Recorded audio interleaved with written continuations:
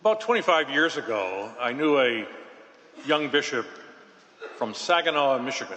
His name was Bishop Ken Untner.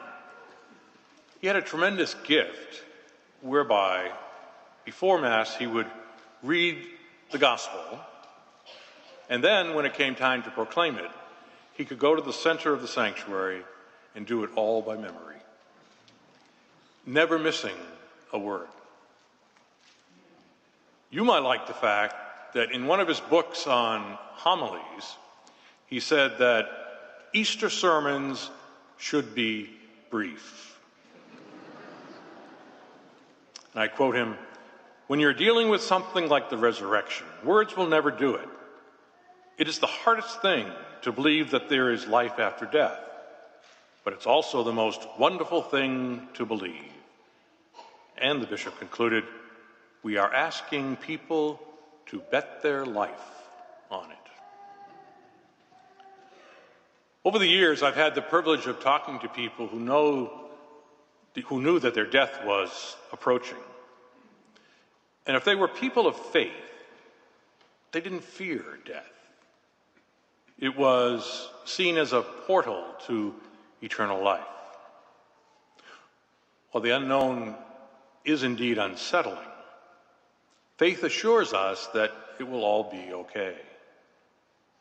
While the unknown may cause us to be anxious, faith comforts us that Christ is and will be with us. Easter celebrates Christ's victory over death, and it's the promise of our victory as well. One way to pray about Easter is to think of the way that the stone was rolled away from the tomb. Do you ever find yourself in a tomb, buried figuratively in a cave like Jesus? It might be a tomb of resentment because of some hurt received from others. Maybe a tomb of fear about the future, what it might hold. It may be a tomb of despair about some difficult situation, and how are we going to possibly handle it? Today, Jesus wants to give us the power to roll the stone away and rise from our tombs.